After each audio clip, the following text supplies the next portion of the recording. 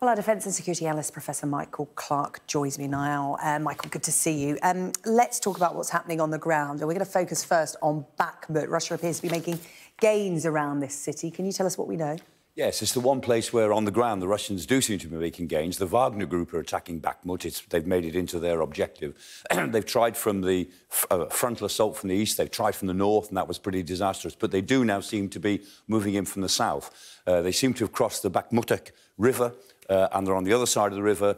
And there's a lot of fighting going on at Kurdia, Mivka and Drivka. But even so, they're about 8 or 9 kilometres away from the outskirts of Bakhmut, and that's all open ground. So if they are going to attack from the south, and I'm sure that's what they will try to do, they've still got quite a lot of hard fighting ahead of them. But it does seem to be the case that they're having a bit more success at Bakhmut, but it is costing them dearly to do so. Is Bakhmut an isolated area of gains, then? Because, of course, a lot is concentrated around Kherson, the battle for that. How's Russia faring there?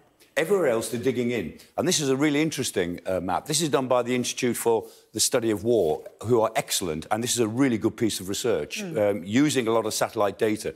They've logged where the Russians are digging in on the east side of the Dnieper River. And so the Kherson city is here. The Ukrainians took Kherson city, and all of these triangles represent fixed fortifications which the Russians have built. All the C's represent concentrations of troops, and a barracks there, for instance, another barracks here. And what it shows us is that the Russians are really fortifying their side of the river, opposite Kherson city, but here, this is Kakhovka. The Russians really seem to expect the Ukrainians to try to cross the Dnieper River, probably around Kakhovka. The other thing that's interesting is that you see how they fortified all of their lines of communication. They obviously expect or worry that the Ukrainians will really try to invade, as it were, the other part of the oblast. And so they're protecting their lines of communication. They obviously think, I guess, they've taken so many troops away from Kherson to send them to Donbass that their forces here are relatively light, so they've got to have more fortifications. It's a really interesting map because it shows us what the Russians are worried about. Yeah, very much so.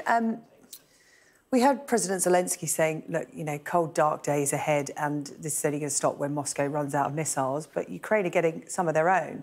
Yes, the Americans are talking about this ground-launched, small-diameter bomb. And Boeing, who work with Saab on this, they say, look, we've got plenty of rockets and we've got some new accurate warheads. We can put the rockets and the warheads together very cheaply, about 40,000 each, which is cheap for a missile, and we can have lots of them ready, lots of them, by spring next year. It's very similar to the Brimstone 2, which we have given, the British have given to the Ukrainians. It's the same sort of thing, a standard rocket with a different sort of warhead on. The thing that's good about this, from the Ukrainians' point of view, that the rocket itself sprouts wings once it's been fired. It's got a range of about 100 miles, and it's very accurate. So we all expect there to be a resumption of this war at a greater intensity after Christmas, or after the winter. As and when that happens, accurate rockets with a 100-mile range will be really, really useful to the Ukrainians. So in a way, the Allies are trying to think about what will the Ukrainians need in the spring when this war will start up again at greater intensity.